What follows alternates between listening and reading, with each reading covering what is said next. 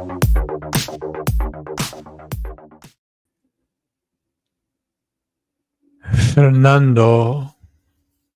Valenzuela. Fernando Valenzuela y la extensión de Fernando. Fernando Valenzuela and the Fernando Exemption. The Fernando Exemption is exceedingly rare as a lifetime sports fan. In the three major sports, football, baseball, and basketball, there are only 5 players across the 3 sports who have ever earned the Fernando Exemption. Emmitt Smith, Kareem Abdul-Jabbar, Magic Johnson, Shaquille O'Neal, and Fernando Valenzuela, for whom the Fernando Exemption, La Excencio de Fernando, is eponymously named. Welcome to the Rated Rabbi Sports Card Podcast, where sports cards and pop culture meet the 1984 All-Star Game. I am your host, Rabbi David Spinrad. Welcome to episode 33, La Excensión de Fernando, the Fernando Exemption. What is the Fernando Exemption? The Fernando Exemption is a player I love on a team that I absolutely hate. Emmitt Smith, Dallas Cowboys, but Emmitt was just so tough. Was inducted with Jerry, gave one of the best Hall of Fame induction speeches. I remember him saying, "Don't you ever let anybody tell you your limitations." Kareem, just on another level as a human being. So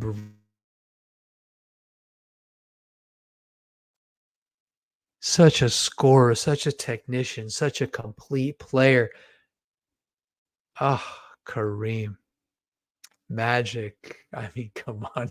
There's not a human being alive who hates Magic Johnson. But I mean, can you just see him going down the court? That no look dish pass to Worthy coming up on the wing. Oh, Showtime, Magic Johnson. Shaq Diesel. LA Lakers. Just seemed like he was having more fun than anybody else and was unstoppable. Give me Shaq over Kobe every day of the week and twice on Shabbat. Never a Kobe man. Do not like Kobe Bryant, but love Shaquille O'Neal. Love his game, the Diesel. And of course, Fernando Valenzuela. If there is one team that I hate the most in professional sports, it's like it's in my DNA. I hate the Dodgers. But come on, man. Fernando Valenzuela. What was it about him? He was like mythical. You know, he was something just mysterious, comes out of nowhere, out of Echuaquila in the Sonoran Desert. If you've seen the Sonora, it's just like dirt, a little pueblo, little town with some trees, but also just dirt, man. That Sonoran Desert. Out of nowhere comes El Toro, Fernando Valenzuela, the youngest of 12. Parents were sustenance farmers, like so many people in Sonora are. Fernando, Mexican by origin, but by ethnicity, a member of the Mayo people. Mayo, not Mayan, not Maya, Mayo. And these people were tough, the Mayo. So 16th century, 1500s, the Spaniards have just finished their conquest of the Aztecs, but the Maya held out. The mighty Aztecs had fallen, but the Mayo held tough for another 60 years until a bunch of Jesuit priests could sort of bring some kind of reconciliation. So Fernando, man, he comes from hardy stock, and he was a workhorse. I think that's part of his legacy, that year in, year out, pitching 250 or more innings year after year.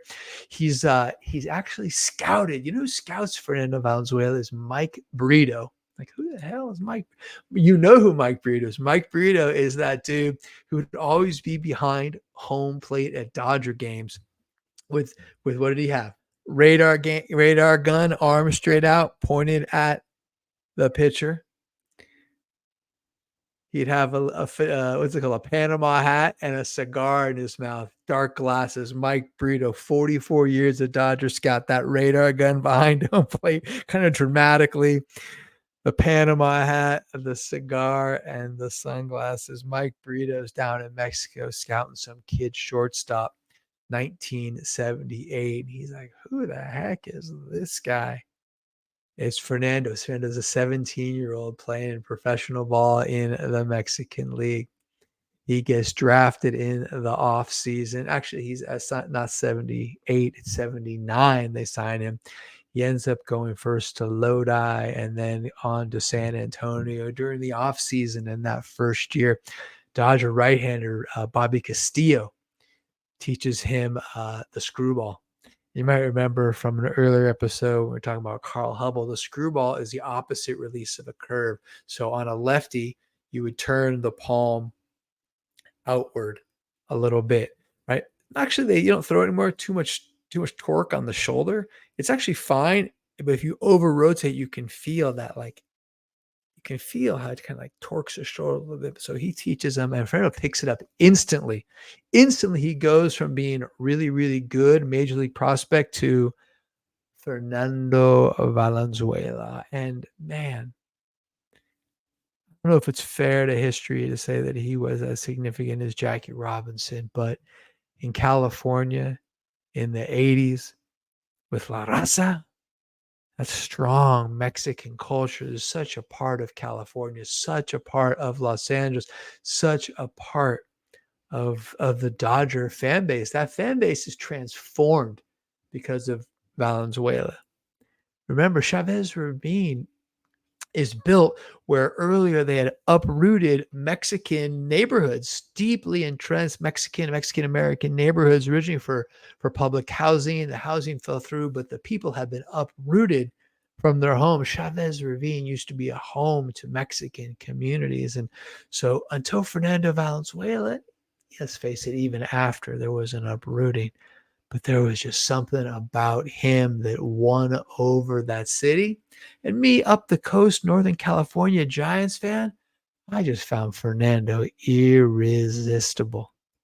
Gets called up in September of 1980 through 17 and 2/3 scoreless. You might not know that. 17 and 2/3 coming up in September. Dodgers will lose a 1-game playoff to Houston, who goes on to win the West, but not because of anything Fernando did or didn't do. He has 17 scoreless, and he also picks up a couple wins and a save.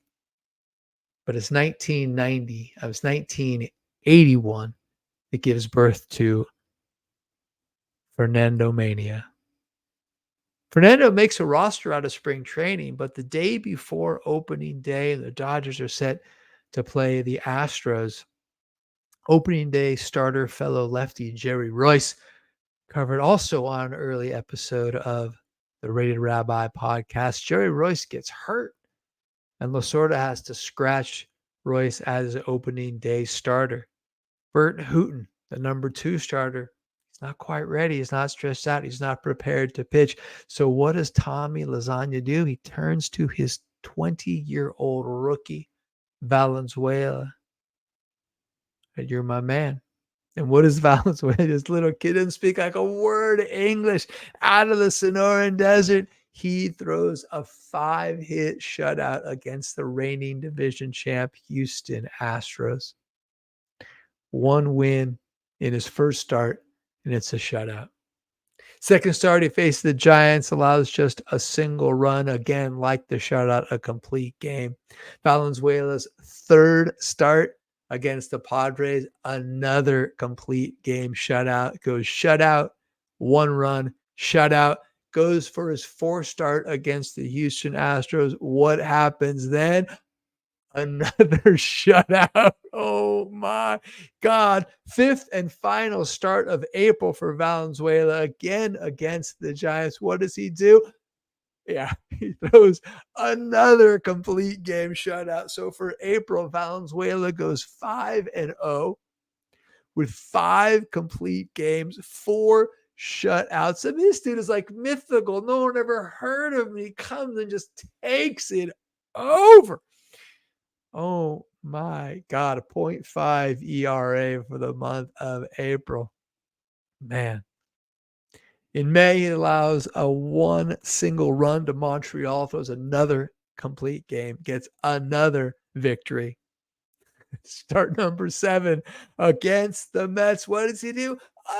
Another complete game shutout. Oh my God. Plays Montreal for his next start, allows a pair, but another complete game. So let's run this down. And Fernando Valenzuela's first 8 starts as a big leaguer. That's why it's Fernando Mania. Can you imagine this? Me, Giants fan, little Davey spin around Nevada, California. I'm like, this is amazing. And it's a Dodger. That's why he earned, and he is the namesake for the Fernando Exemption. This guy was a bright, blazing meteor across the sky, opens 8-0 with 8 complete games, 5 shutouts. Oh, Fernando. 81, remember, is a strike year.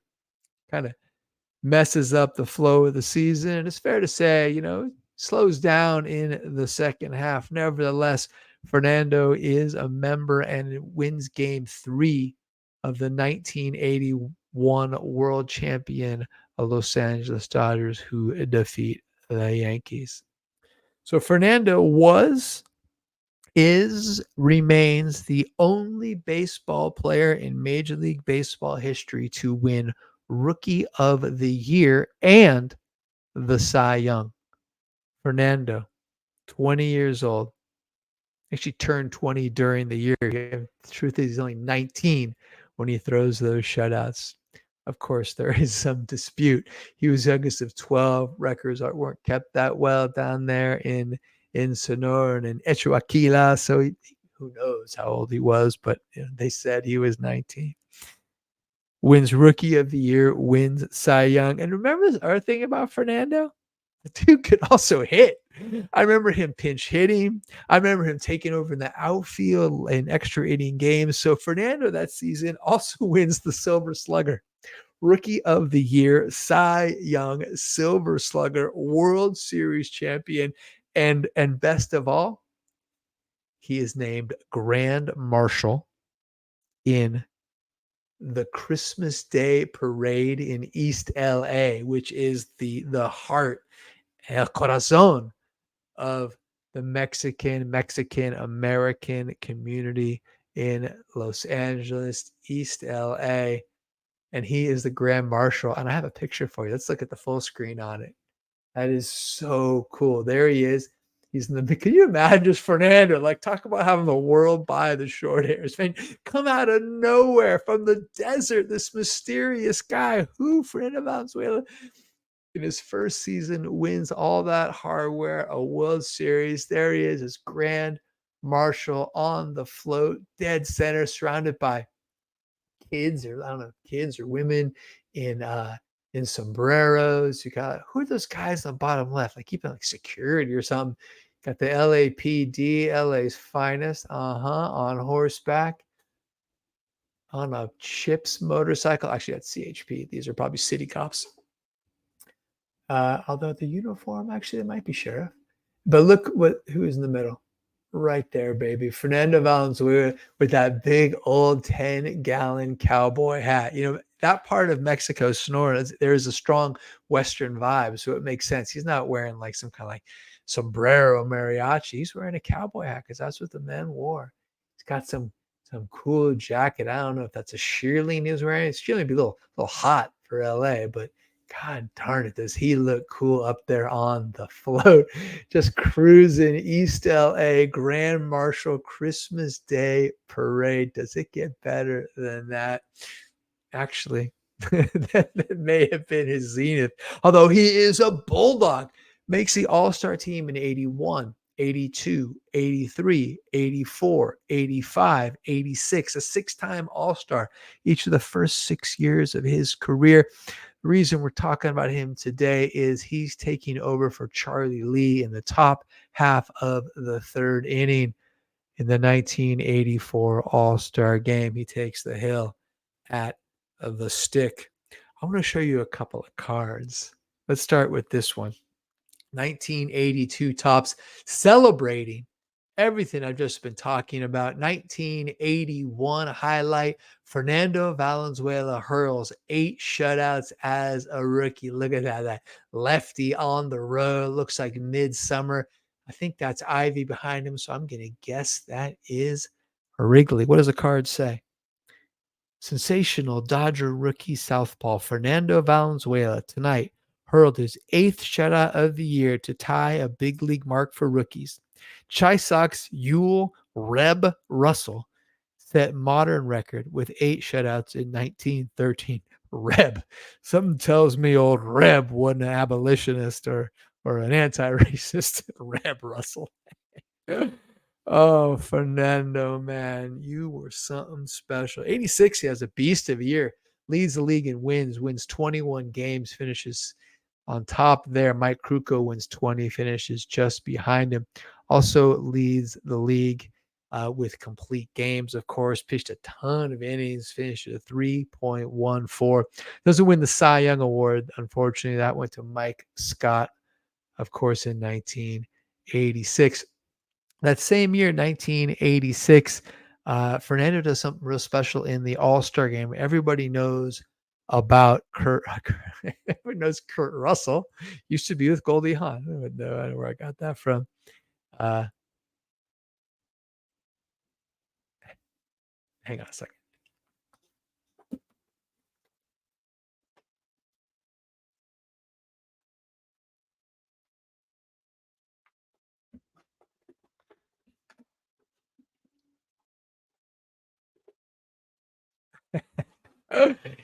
How I got from Carl Hubble to Kurt Russell, I don't know. It just may be evidence I'm becoming more like my father every day. In an early episode, we talked about the screwball of Carl Hubble. We remembered how he once struck out in the 1934 All-Star Game 5 future Hall of Famers, including Babe Ruth, Lou Gehrig, and Jimmy Fox. So Valenzuela didn't strike out 5 future Hall of Famers, but in the 1986 All-Star Game, he did strike out Donnie Ballgame, Don Mattingly, Cal Ripken, Jesse Barfield, Lou Whitaker, and fellow Mexican lefty Teddy Higuera. 5 consecutive strikeouts by Nando in the 86 All-Star Game.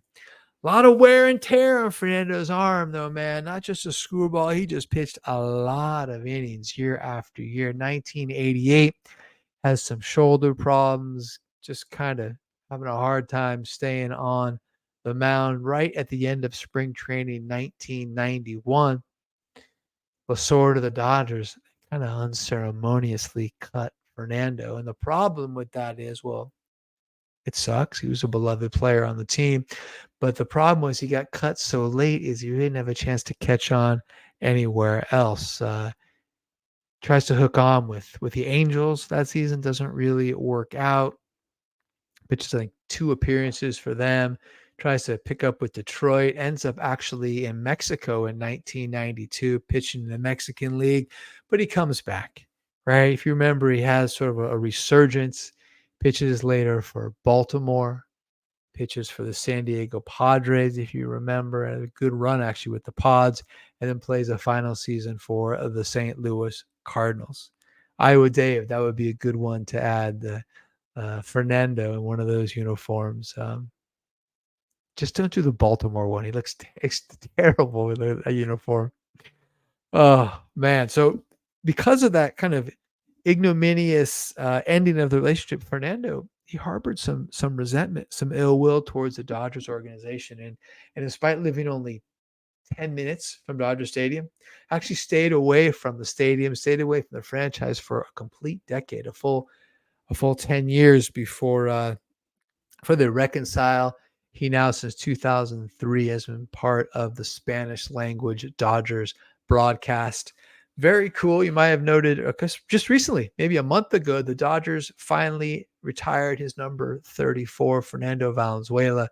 His number retired by the Dodgers. If you might remember in an earlier episode, I talked about how the Dodgers have never retired Steve Garvey's number, and I'm wondering if he's next. Because if you're going to retire Fernando, you got to at least have a conversation about Garvey. If you're breaking the rule of only Hall of Famers for one, you got to think about Garvey. I'm such a simp for Steve Garvey. I never knew I had this in me. All right, couple more cards, and we're going to turn the page. My favorite Fernando Valenzuela card right here, right now.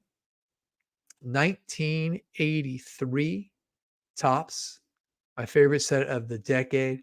Fernando Valenzuela, action picture up top, portrait picture on the bottom. And where is he? Where is he, sports fans? Why? He's getting loose in the visitors' bullpen at Candlestick Park. Take a look at that, folks at home who can see. You see the little edge of the bench down in the bullpen with that little overhang in the top corner. And look how few feet it is between the the bullpen bench and the foul line. I mean, it's like 8 feet, 10 feet. It's right on the field. Love it. Couple of things to note. The cyclone fence, always love that at the stick. It's 335 down the line, which I believe is 102 meters. You can see the like I think I'm so good with metric. I looked it up before. It's 102 meters. You can see the two sticking out next to his hip. 335 down the line, 102 meters. Although if you're close to me in age, you went home on the last day of every year of school with that looming threat of next year we're going metric. When we were kids. Next year, kids, we're going metric system. Then I remember they even tried to do metric at the gas pumps and people freaked out. We're kind of a thuggish, roguish bunch, Americans. The whole rest of the world, metric, which is like 1,000 times more logical.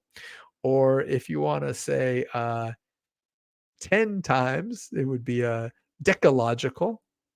It's just way more common sense than what we have, these feet and yards and inches and miles, whatever. Oh, Fernando. All right. One more card,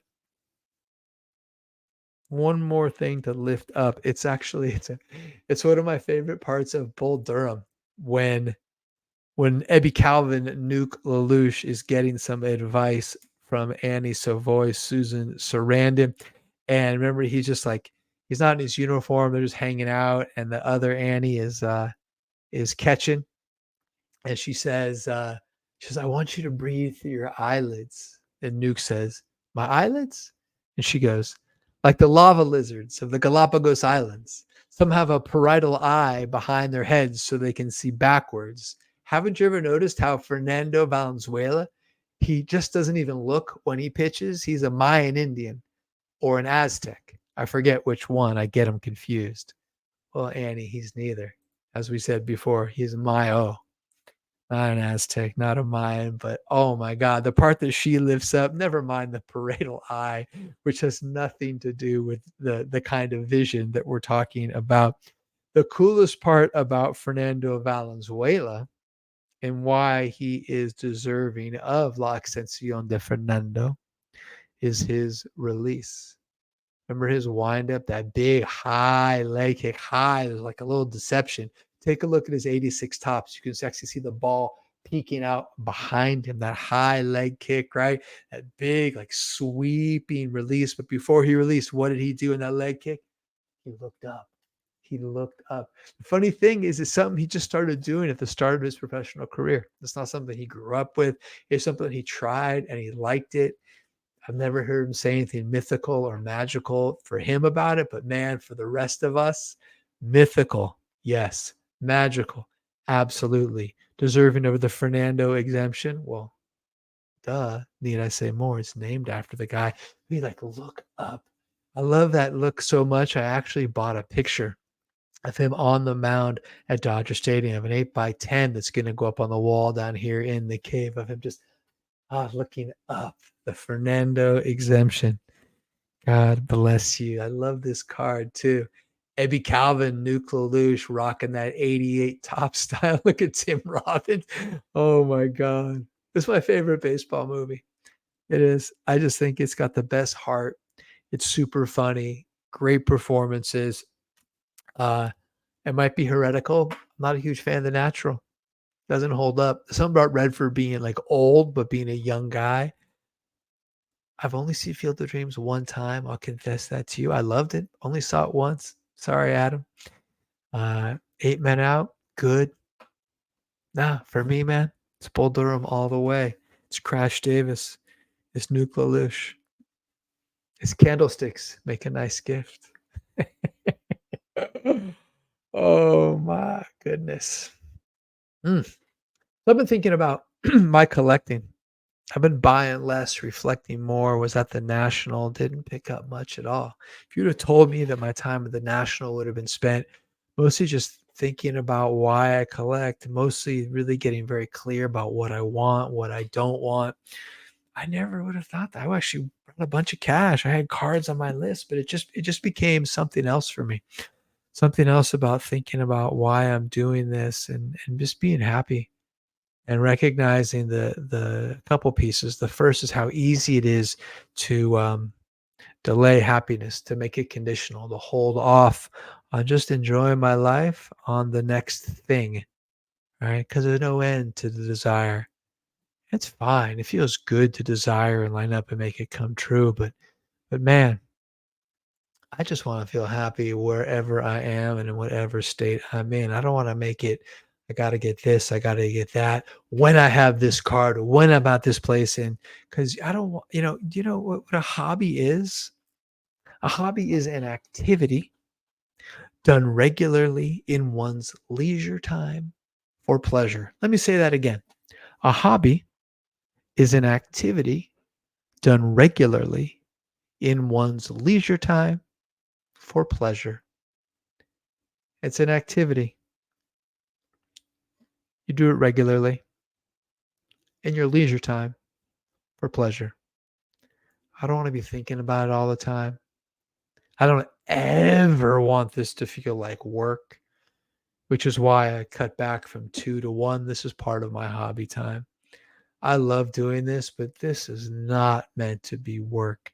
And me collecting, I don't want that sense of like a responsibility, right? I have to track everything and keep an eye out. And it actually brings this sort of like a capitalistic mindset to a hobby, an activity done regularly in one's leisure time for pleasure. And that's not to say I don't want beautiful cards, because I do.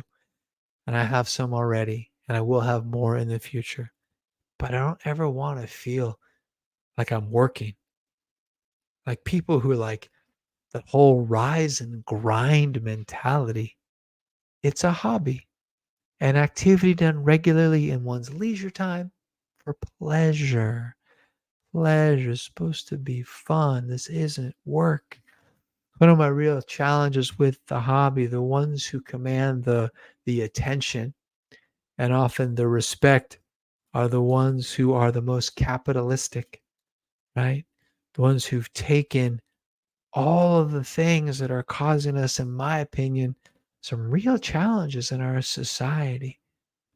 And they've just applied it to a hobby, an activity done regularly in one's leisure time for pleasure. So that's why for me, I want 90%, 95% the money I spend to go in just to a few cards, big cards, just a few. And then I want 5 or 10% to go into all the rest. I just want this to remain a hobby, an activity done regularly in my leisure time for pleasure. That's not to say I don't want big, beautiful cornerstone additions to my PC. I have, I do, I will, but I just want this to be fun. I got a great life. I love my family. I love being a rabbi. It's such a cool thing I get to do with my life. But if I got to take some kind of CEO mindset to my hobby, something done in my leisure time for pleasure, if I got to grind, if this has to be a business, I got it all wrong, man. All wrong. Like I said, I do have some beautiful ones. One I want to share with you right now that really, really stands out as well, one of the best items I've ever had in my collection, and for all intents and purposes, ends this aspect of my personal collection because there's nothing out there that I want more, and certainly nothing I'm willing to spend the kind of money I'd have to spend to possess. There's nothing beyond this one.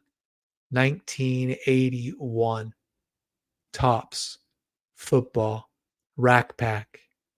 Joe Montana, Dwight Clark rookie cards side by side. Top cell one, top middle cell. Look at that. Joe and Dwight. You know how I feel about the 49ers. You know Joe Montana is my favorite player of all time. You know I love Dwight Clark. You know, look behind me, the picture of the catch, the picture of Montana. It's a picture of Montana with Walsh. I've got Joe in the PSA 9. I've got Dwight in the PSA 9. I already had these. But when this one came up, man, oh man, oh man, I missed it a year ago. I missed it. I was saving money. It seemed like it was too much, but boy, I never forgot it. I never let it go. And when it came up this last auction, in the Robert Edwards auction, I went for it and I've got it. And I think this more or less ends my unopened collecting. This is the pinnacle for me. It actually arrived and I had it on Friday. No, I had it on Thursday. Got it Thursday night and today's Monday. I waited all those days to open it because I was feeling good. And once I had it, well, now I have it. You know, I'll probably display it, but for now, I'll put it away and move on to the next thing. But having it or not having it, this thing or the next thing, they're not going to dictate my happiness. All right. That's enough of me flapping my gums. I want to wish a special happy birthday to my soul brother from another mother. Happy birthday, Kenny V. Ken Viali, man. I love you, brother. Happy birthday. Wish you health and happiness now and always. To everybody, everywhere. I will see you again in a week. Until we meet again, thanks so much for tuning in. May you enjoy and may you be blessed with health and long life.